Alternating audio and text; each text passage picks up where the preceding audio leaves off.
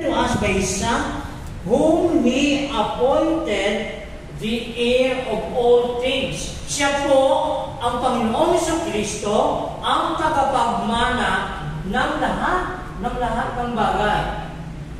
Okay? Then He is also the Creator. He created all things. Whom He appointed the heir of all things, through whom also He created the world. Okay. The supremacy of God's Son. Number one, in His supremacy, Jesus as Son brings a better message than the angels. Jesus as Son brings a better message than the angels as messenger. The word angel means messenger. Tagapagdala ng balita ang anghel. But the Son, who is the Lord Jesus Christ, ang Panginoong Jesucristo, is the great messenger and has a greater message than the angels. As a Son, He is the very stamp of God's being or the signature of God. He radiates the very glory of God as the essence, as written in verse 3. He is the radiance of the glory of God and the exact imprint of His nature, and He upholds the universe by the word of His power. After making purification for sins, He sat down at the right hand of the Majesty on high. Remember Moses, nung nakipag-usap-usap sa Diyos, pagbaba niya, nagliliwanag siya. Yun po yung radiance ng Diyos.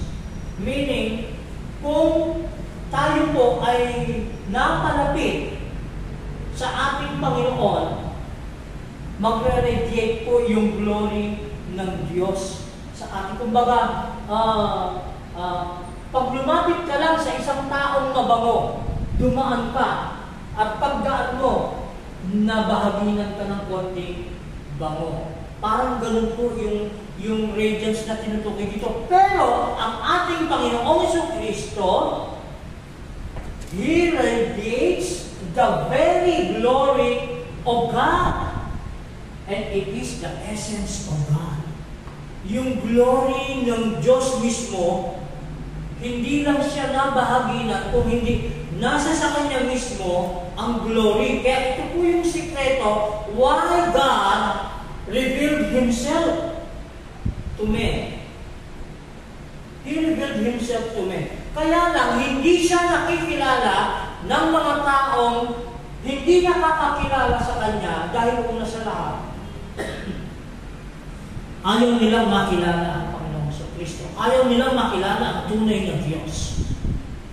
Pero kung sa isang tao na nagnanais na makilala ng lubusan ang ating Diyos, ang ating Panginoong Jesucristo, He will not hide Himself from Him. Pero doon sa mga hindi nagnanais na makilala siya, mas lalo po niyang tinatago ang Kanyang pagka-Diyos, ang pagiging Diyos, para mas makilala siya ng mga tao. Never po. Kaya kahit na anong solving po natin, evangelism po natin, turo tayo ng turo, kung hindi talaga siya para sa Diyos, hindi talaga para sa Diyos. Meron lang talagang ipinagkaloob ang Diyos na buhay na walang hanggan sa mga taong gusto niyang pagkalooban. So, the word angel means messenger. And in Hebrews chapter 2, it is a reference made to Deuteronomy chapter 33 verse 2. Ang sabi po doon sa Deuteronomy chapter 33 verse 2, Let's read.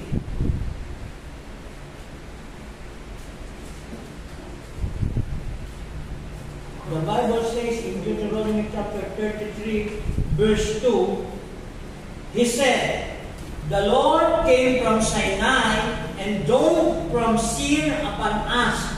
He shone forth from Mount Paran. He came from the 10,000s of holy ones with flaming fire at His right hand. His angels were with Him at His right hand."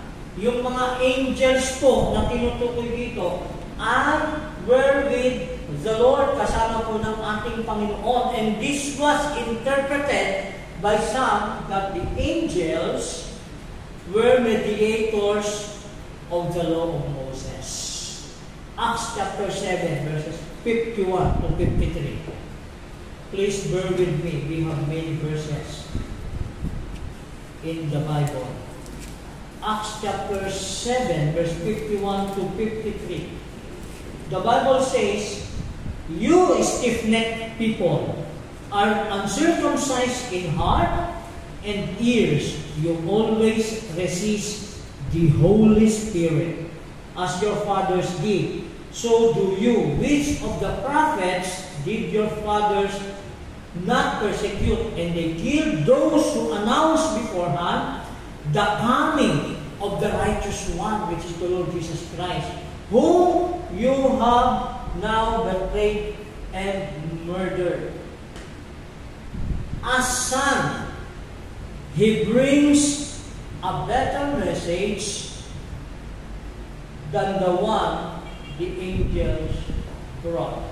Kung tatandaan po natin, marami pong message ang naibigay ng anghel sa iba't ibang klaseng tao noong unang panahon. At hindi lang po angels,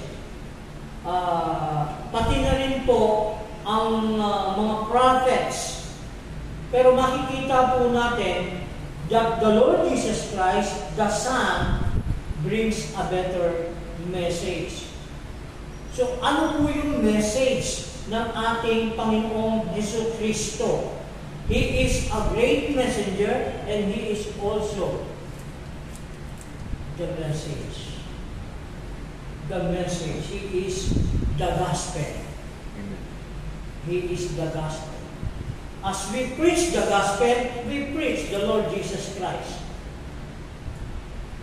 As we read the message in the Bible, we read the life of the Lord Jesus Christ. Habang binabasa po natin itong Bible from Genesis to Revelation, pag nagbasa po kayo even in the Old Testament at hindi nyo nakita sa chapter na yon o sa book na yon si Jesus Christ, itapon na po natin ang Bible natin. Dahil He is in the Bible.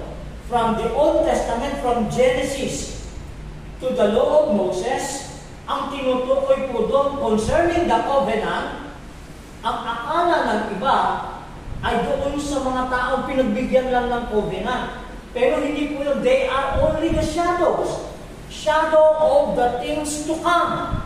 Dahil ang talagang pinag-uusapan doon, from Genesis chapter 3 verse 15, in the time of Adam is the Lord Jesus Christ.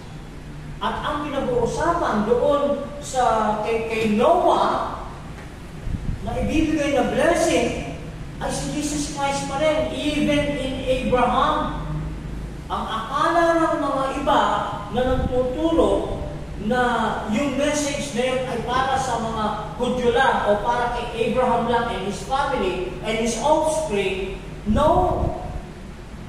Tinutukoy po iyon sa Panginoong Jesucristo. Kung pag-aaralan po natin ng mas malalim yung covenant. And in His supremacy, number 2, Jesus as a Son has a better name. Jesus as Son has a better name. In verse 4, having become as much superior to angels as the name He has inherited is more excellent than theirs. Angels has many names. Marami kong pangalan ang mga anghel. Merong rulers, merong ministering angels, cherubim, seraphim. Magaganda ang mga pangalan niya. But pinaka-magandang pangalan, walang iba na narinig ko, ay ang pangalan Jesus. Jesus lang ang pinakamagandang pangalan na narinig ko. At ito po ang nasulat dito po sa Hebrews chapter 4. Although, hindi po natin mababasa ang salitang Jesus dito po sa Hebrews chapter 1. Pero ang tinutukoy po dito ay ang Son of God. None other than the Lord Jesus Christ, having become as much superior to angels as the name He has inherited is more excellent than theirs. The Son. Ano po yung name niya? The Son. He is Jesus. The argument of these verses is straightforward. Diretsuhan po ito. It is by means of these Old Testament prophecies and teachings. And the writer of the book of Hebrews demonstrates the claim of what we have read here in verse 4, that Jesus became as much superior to angels as the name He has inherited is more excellent than theirs. That at the name of Jesus, every knee should bow in heaven and on earth and under the earth. And every tongue will confess that Jesus Christ is Lord, to the glory of God the Father. What a beautiful name. Napakagandang pangalan ng ating Panginoong Kristo. Nasa Kanyang pangalan po, sa pangalan lamang ng ating Panginoong Kristo, lahat ng tuhod sa langit ay luluhod. Maging sa lupa, every knee should bow in heaven and on earth. Meaning, basta malaman mo si Jesus Christ, the name Jesus, or the Christ, or the Son, kinakailangan kang lumuhod. Kailangan natin lumuhod sa ating Panginoon bilang paggalang sa ating nag-iisang hari at tagapagligtas. And we should confess in our tongue that He is Lord. Hindi lang po ito mababaw na salita. To confess that Jesus is Lord. Yung sasabihin lang natin, I believe that Jesus is Lord. Hindi po yun, ganun lang kadali. If you confess that Jesus is Lord, meaning, He is the Lord of your life. Siya ang Panginoon ng buhay natin. Siya ang nag-iisang Panginoon. At tayo ay servant niya, tayo ay alipin niya, na kung ano ang sabihin niya, kung ano ang gustuhin niya, susundin po natin. If you confess the Lord Jesus is Lord. If not, you can do everything you want. Pero kung si Jesus Christ ang Lord mo, siya dapat ang masusunod sa buhay. Think on these things. Have we really obeyed what the Lord Jesus has commanded us? Nagsishare po ba tayo ng gospel?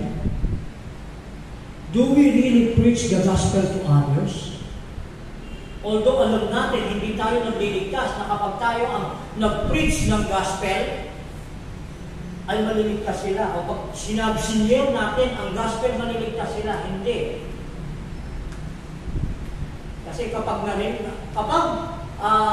nag-respond sila, ibig sabihin, saved na sila. Pag nag-respond, dahil ang isang patay o ang isang makasalanan ay patay sa Panginoon. Ang isang makasalanan, for all have sinned and come short of the glory of God. Romans 3:23. Romans 3:10, as it is written, there is none righteous, no, not one. And Proverbs says, the soul that sinneth, it shall die. So lahat po ng mga makasalanan ay patay. At ang makasalanan na isang patay, if you are dead spiritually, you cannot live, you cannot sleep. Hindi ka makakapag-respond. Pero pag nag-respond ka, ibig sabihin may buhay ka na. Kaya when we do preaching the gospel, when we do sharing the gospel of Christ, if one person ay sumagot sa atin, yes, I believe the Lord Jesus Christ. Meaning, nagkaroon na po siya ng buhay. Niregenerate na po siya ng Holy Spirit. Unang-una po kasi sa lahat, ang Diyos ang gumawa ng ating pong salvation. God has planned, God has decreed it before the foundation of the world, and the Lord Jesus Christ fulfilled it. He said, it is finished. Ginawa ng Panginoong Kristo ang dapat niyang gawin doon sa krus sa Kalbaryo. Tinapos niya lahat ang kaligtasan natin. Then the Holy Spirit applied it to us. Na-save ka na ba nung nasa cross? Yes. Pero na-regenerate ka na? Hindi pa. Kailan ka lang na-regenerate? Kailan ka lang naging born again sa mababaw na English? Para maintindihan natin yung pagkapanganak na muli, yung ipapanganak tayo muli na hindi tayo galing sa laman, kundi spiritually na pinaliwanag sa John chapter 3. We are born spiritually, yun po yung tinatawag na regeneration. Pinanganak tayong muli sa pamamagitan ng Holy Spirit. Kailan nangyari yun? Nung tumanggap ka ba sa Panginoong Kristo, nangyari yung regeneration? Tapos na po yung regeneration yan. Kaya ka tumanggap, kaya ka nanampalataya, kasi may buhay ka na. Pero nung wala ka pang buhay, hindi ka nagre-respond sa gospel. At nalaman natin na tayo po ay ligtas because of the message, because of the Lord Jesus Christ. He is the message. Kung ang angels merong sariling mensahe, pero sa atin, He is the message. Hindi lang po siya messenger ang ating Panginoong sa Kristo because of the name of the Lord Jesus Christ, Son. He saved us. Niligtas po niya tayo. Christ's supremacy rests upon His inheritance on the name Son of God. Doon pa lang sa salitang Son of God, ibig sabihin He is supreme.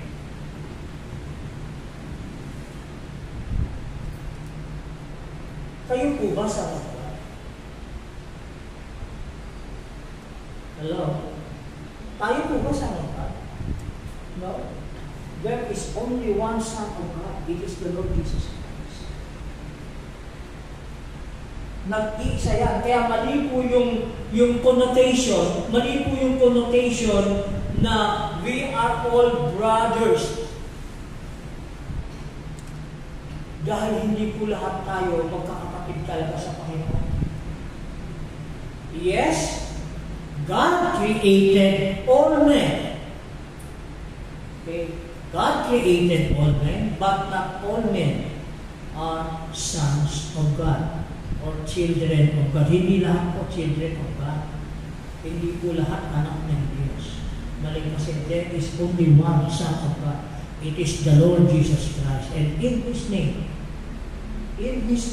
there is salvation. Kailan lang po tayo nalaman natin that we belong to the family of God?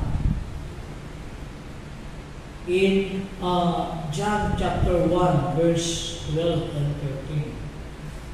Basahin po natin. John chapter 1, verse 12 and 13. The Bible says in John chapter 1, verse 12 and 13, sabi po rito, but to all who did receive Him, who believed in His name, He gave the right to become children of God, who were born not of blood, nor of the will of the flesh, nor of the will of man, but of God. Meaning, naging children of God po tayo, na mabilang tayo sa pamilya ng Diyos, inampun niya tayo. Hindi po talaga tayo totoong sons of God. Dahil nag-iisa lang yun, si Jesus Christ lang po yun. Tayo po ay adopted from the family of Satan to the family of God. Dahil meron po dalawang pamilya dito po sa mundong ito. Aminin po natin o hindi, talagang meron pong dalawang pamilya, family of Satan and the family of God. Sabi po sa John chapter 8 verse 44, you are of your father, the devil, meaning the devil is the father of the sinners. Pero tayo pong mga nanampalataya, sabi po rito sa 12, but to all who did receive Him, who believed in His name, He gave the right to become the children of God. We will become one of the children of God if we receive Him, who, the Lord Jesus Christ, and believed on His name. Pero kung hindi po tayo naniniwala sa pangalan ng Panginoon sa Kristo, we will not be saved, and we will not belong to the family of God. The author's greater burden here is to show the superiority of the new covenant to the old. What is the new covenant? The new covenant is none other than the Lord Jesus Christ. There is also an old covenant na itinuro sa Old Testament.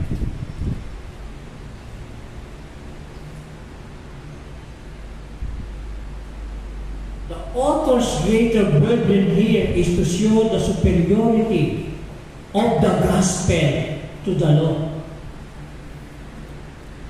The gospel is much superior than the law. That covenant which is mediated by Christ to the covenant mediated by angels. Hello?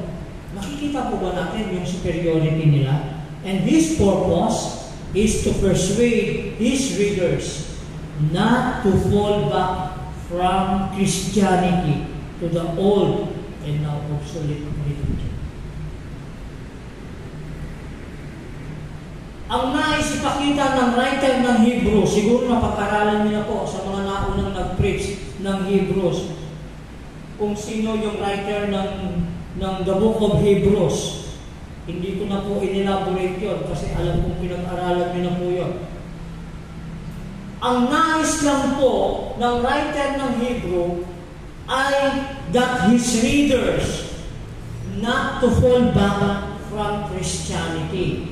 And the problem now is marami pong believers ang lumalabas na sa tamang katuruan. Hindi lang po believers. Even pastors. And not just pastors, but known pastors like Ed Lapis. Sino po nakakakilala kay Ed Lapis? Kilala ba natin siya? Hindi. Pero sikat na sikat siya. Si Ed Lapis. Sa cellphone ko, lagi nagpapakap, Edlapis. Ang dami mga nagsishare. Bakit? Ano ang turo niya? Na si Yahweh ay si Satanas. Hello, kailan naging si Satanas si Yahweh? So, gumulo si Yahweh ay darkness. Si Jesus Christ ay light. So, nagkaroon po ng mga kaguluhan kahit sa mga kapastoran, kahit dun sa day-by-day ministry, radio station,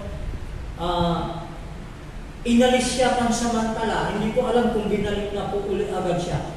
Meaning, ito po yun.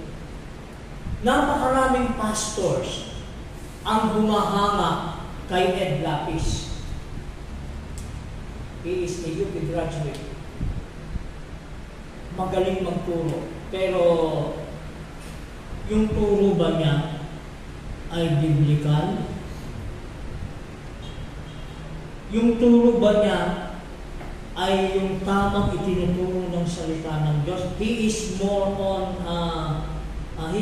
humanistic. Human view palagi siya. Experience ng tao. Not doctrinal. Kaya nagkakaroon ng minsan pagkakamali sa kanya pong pagtuturo.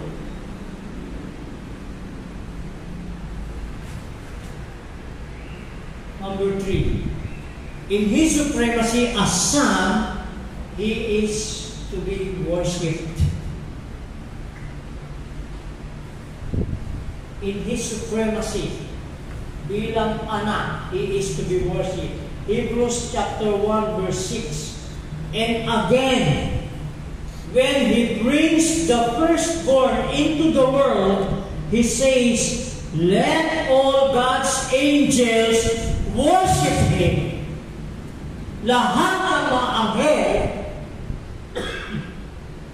dapat pong sumasamba sa Kanya. Hebrews chapter 1 verse 6 gives argument for Christ's superiority and that the angels are commanded to worship Him.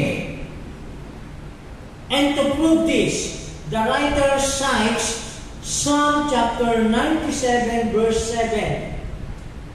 Ano po yung nakalagay sa Psalm chapter 97 verse 7?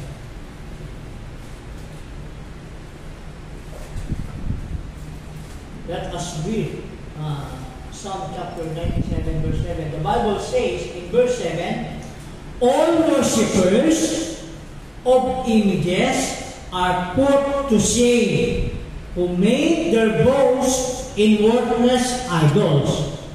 Worship Him, all you gods. Worship Him, all you gods. The writer of this book of Hebrews refers yung mga verses na binabanggit niya ay tumutukoy po ito doon sa Old Testament. Kung atin pong pag-aaralan verses by verses, ito pong Hebrews chapter 1. Tumutukoy po ito sa mga naisulat na sa Old Testament.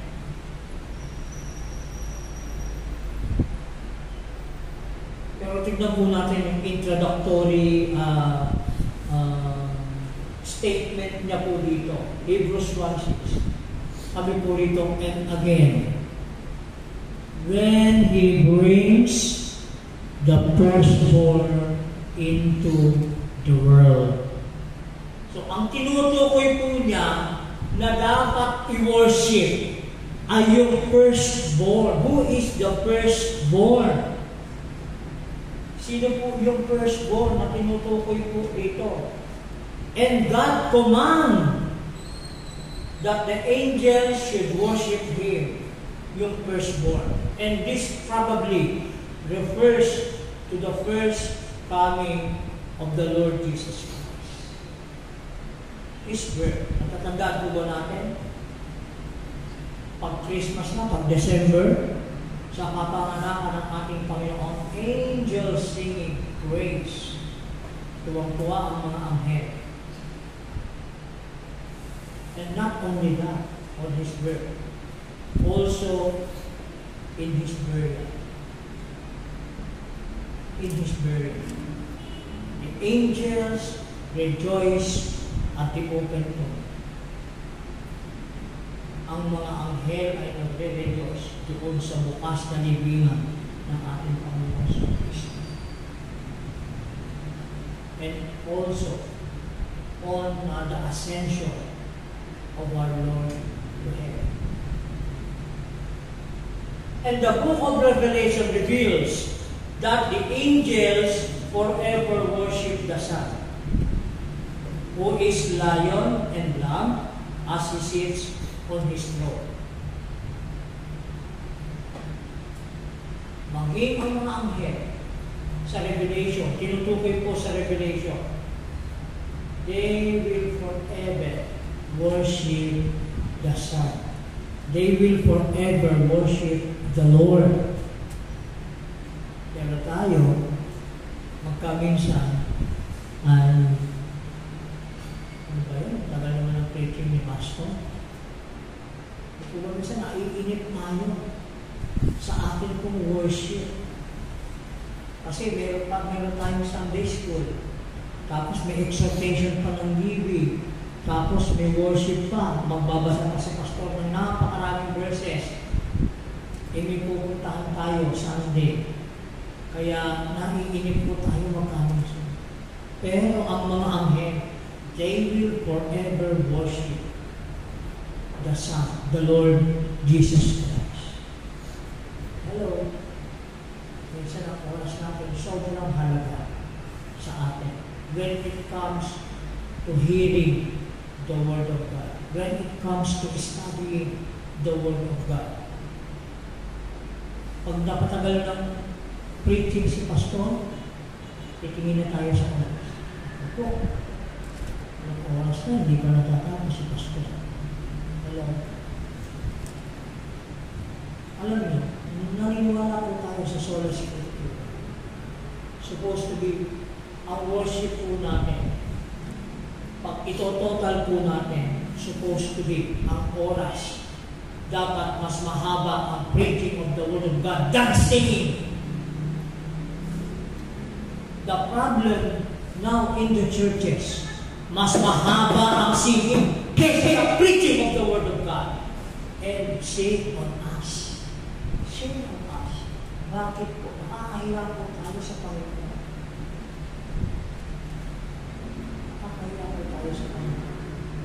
Kasi mas mahaba ang kantahan natin, lalo sa mga churches na kung saan, yung mga Pentecostals, Charismatics, isang oras kalahati, 2 oras kalahati, ang kanilang kantahan, praising, worshiping, wala akong masama doon.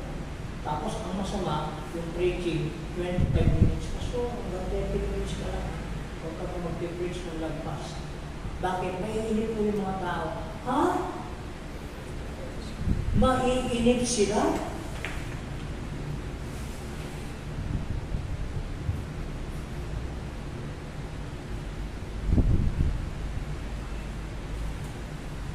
I have many churches na napuntahan ko na. Inoorasan po nila ako. Yung mga napupuntahan, inoораsan po nila ako. Don't worry, I know my time. Ako naman. Don't worry. Alam ko po ang oras ko. Kasi Pastor, mainipin yung mga member. Baka mayroong tumayo. Huwag ka mag-alala. When it comes to preaching of the Word of God, wala pong maiinip dyan. Palagi ko po sinasabi. Marami na pong pastor ang nag-invite po sa akin sa kanilang mga churches. Nakarating na po ako ng Cagayan, nakarating na po ako kung saan-saan. Nakarating na rin po ako sa Rizal province. Nakarating na rin po ako sa Batangas. They invited me in their anniversary. Nakarating na rin po ako sa Cavite. Nakarating na rin po ako sa Mandaluyong. Ito lang, ang nakaraan. Pagagaling ko lang po sa Mandaluyong, nagturo po ako. So almost all of them nagbibigay ng oras. Pero sabi ko, okay po, salamat. Sinusunod ko naman po yung oras. Pero lumalagpas po ako ng konti. Baka lumagpas na po ako. Naiinip na po ba kayo? Okay. Kasi kapag when it comes to the preaching of the Word of God, supposed to be dapat those listeners, the believers, are excited hearing the Word of God. Hello? We should be excited hearing the Word of God. At nalulungkot po ako doon sa conference na inatinan po namin sa Pangasinan na isang mahusay na preacher ang nagturo, si Pastor Noel Espinosa ng Laguna. Nung siya po'y nagtuturo, nalungkot po ako. Bakit? Kasi meron tao inaantok. Kami po kuya, dumating po kami sa Pangasinan, alas 3 ng madaling araw, nagbiyahe kami, dumating kami alas 3, umalis kami dito, mga 9. Dumating kami doon, alas 3 ng madaling araw. Tapos dire-diretso sa conference. Pero never po ako inantok. Never po ako na yung pumipikit ang mata, hindi po kasi excited po ako sa message. Ang ganda ng message. In line din po sa message natin, the supremacy of Christ. The supremacy of Christ in the church. The supremacy of Christ in preaching. So napakaganda ng mensahe. Kaya po, I hope and pray always na sana po bilang mga mananampalataya as we listen to the Word of God, dapat eager po tayo na makinig ng salita ng Diyos, eager po tayo na matuto, at eager po tayo na makilala ang ating pong Panginoong Jesucristo ng lubusan. Yun po ang pinaka-importante. Kaya nga sabi ko nung last preaching ko ng Sunday sa Reina Mercedes. I preached in Reina Mercedes last Sunday. Ang sabi ko po sa kanila, delight yourself in the Lord, and He shall give you the desires of your heart. Okay? We have our desires in our heart. Ano po ba yung dinidesire natin? Pero ang pinaka-importante doon, delight yourself in the Lord. Yung word na delight yourself in the Lord, it is not passive. It is active. Gumagawa, continuous. Ibig sabihin, if you delight yourself in the Lord, you are continuing knowing your God. You continuously studying who He is. At mas lalo kang lumalapit sa Kanya. At habang tayo po na mga mananampalataya ay lumapit ng gusto sa ating Panginoon, at hindi lang basta lumapit pa ng mas malapit, at halos dikit na tayo sa Panginoon, our desires will not be the desires of our heart. Ang nangyayari po, ang desire ng ating puso, wala ng iba kung hindi ang Panginoong Jesucristo. Yung desire natin na yumaman, yung desire natin na maging matagumpay, maging successful sa ating business, yung desire natin na maging maayos tayo sa trabaho, magkaroon tayo ng malaking sweldo, yung desire natin sa business natin na ito ay lumago, secondary na lang po na. Kaya nga po natutuwa ako sa isang kapatid kanina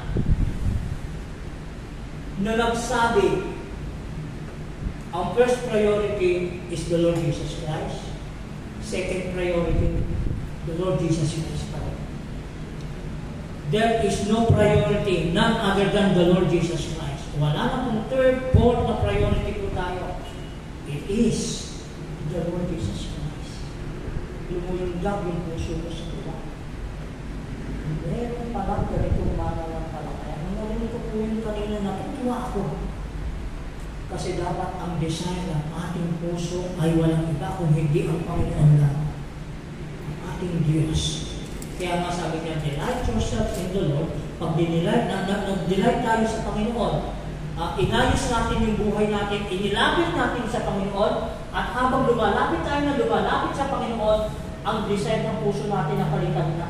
Yung mga physical desires, makamundong desire, ang nagiging desire natin is not other than our God, the Lord Jesus Christ.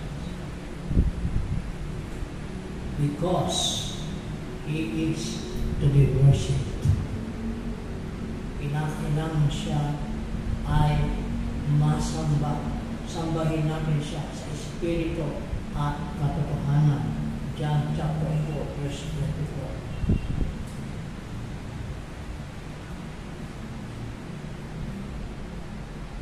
The word firstborn, the point here is, it seems to be yung special status ng ating pong Panginoong Kristo over all created realm. Hindi po ibig sabihin na siya ang una sa mga creature. Bakit? Because Jesus Christ is not a creature. He is a creator. The word firstborn, hindi ibig sabihin na siya yung pinakaunang nilikha ng Diyos. Hindi. Siya ang manlilikha mismo. At hindi po doon tumutukoy ang bagay na ito. He is called firstborn because He exists before all creation. And because all of us are creature, mas nauna pa ang Panginoong Kristo sa atin. Because all creation is His heritage.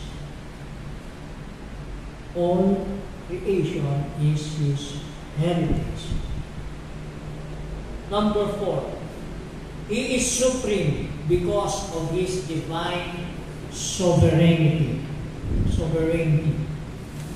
He is supreme because of His divine sovereignty. Jesus Christ is supreme because of His sovereignty in verse 7, verse 8, and verse 9.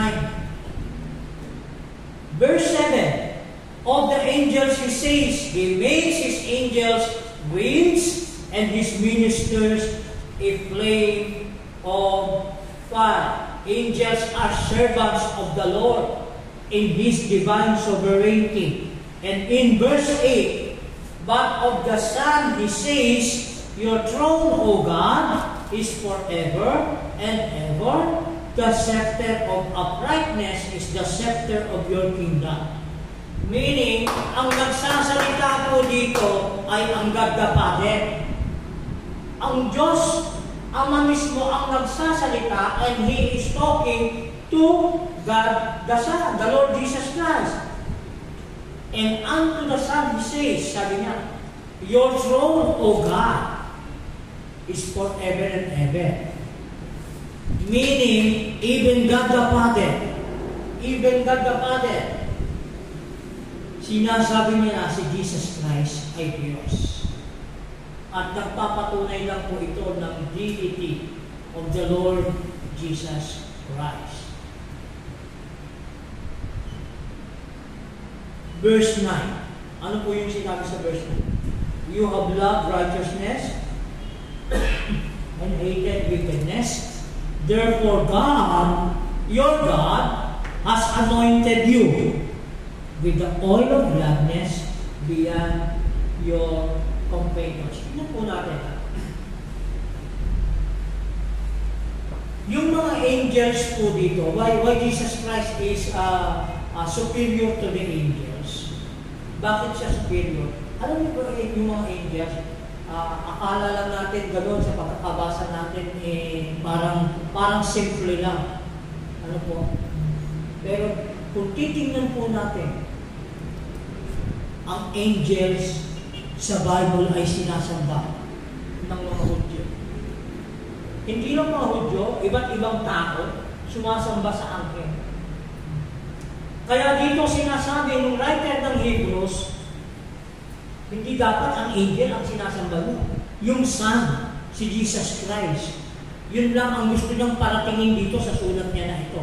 At ikinukwento niya lang kung ano yung mga dapat na ginagawa. At sinasabi rito, si Jesus Christ ay Diyos, at bilang Diyos, dapat nabigyan siya ng pagsamba. Pero, alam mo yung angels, although they are lesser than the Lord Jesus Christ, mas mababa siya. But when the angel speaks, when the angel moves, he strikes in the hearts of men. It will leave fear. Nag-iiwan ng takot ang mga bagay na ito. Lalo na kung babasahin po natin yung Revelation, nakakatakot.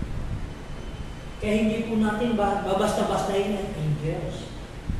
Although lesser than the Lord Jesus Christ, pero kaya niyang swift kasi sila eh. Bago pa magkisap ang iyong mata, kaya nilang basahin itong buong Santiago City. Ganon ka makapangyarihan ng angels. Pero yung ganon ka makapangyarihan, servant lang po ng Panginoon sa Kristo. Ministers lang po. Pero alam nyo, nung panuunan pa lang sa panahon ni Paul, yung Colossian believer o doon sa Colossae, sinasamba nila ang anghel. Kaya nga nung nagtuturo si Apostle Pablo, no, hindi dapat yung anghel ang sinasamba. Kasi nung unang panahon, may pangyayari daw sa kanila na bumaba yung anghel doon sa Colossae. Pagkatapos, nagkaroon ng takot sa anghel. Kaya sinasamba nila yung anghel. Dahil makapangyarihan ng anghel. Tapos nakilala nila si Jesus. Ipinakilala ni Apostle Paul si Jesus Christ sa kanila. Ngayon, nung nakakilala na sila sa Panginoong Kristo, sinasamba nila ang Panginoong Kristo.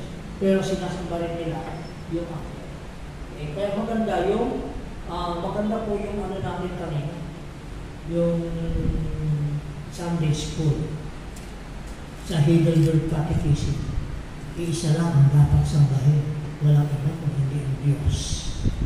Ang Diyos lang po ang atin pong sinasamba. And His throne is forever. His throne is forever, sabi po rito sa verse 8. And the scepter of righteousness or uprightness is the scepter of your kingdom. Meaning, habang buhay po, ang paghahari ng ating Panginoong Kristo, maging ang pagbibigay ng righteousness ay habang buhay dito. As the Son enthroned in His kingdom, He holds the scepter of righteousness. And at the end of days, He will establish righteousness upon earth.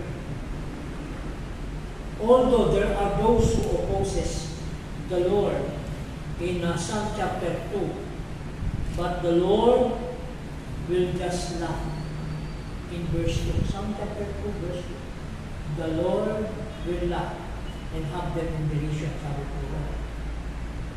And He will crush them into pieces like a potter's vessel. Sino man ang kumontra sa Panginoon, sabi ng Diyos, the kings of the earth, lahat sila nagsama-sama at kumontra sa Diyos, kumontra sa Panginoon sa Kristo, God will crush them into pieces like a potter's vessel. And in our conclusion, let's see Psalm chapter 2. Ano po ba yung sinasabi ko? Although marami silang nagsasama-sama kumokontra, lumalaban sa ating Panginoon.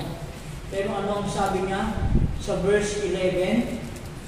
Serve the Lord with fear and rejoice with trembling. Serve the Lord with fear. Kahit na sino pa man ang nagsama-sama, mag-unite man sila, basta tayo, we will serve the Lord with fear. And And in verse 12, kiss the Son. Kiss the Son, lest he be angry, and you perish in the way. For his wrath is quickly kindled, and blessed are all who take refuge in the Son. Blessed are all who take refuge in the Son. There are many things na nangyayari sa buhay natin. Minsan kabigatan, bigat na kayo sa problemang atin pong dinadala. Lapit po tayo sa ating pong Diyos. Lumapit tayo kay Jesus Christ. Let's take refuge in Him and in Him alone. Huwag sa bumbay, huwag sa ibang tao. Siya muna ang lapitan. Tayo po yung namin.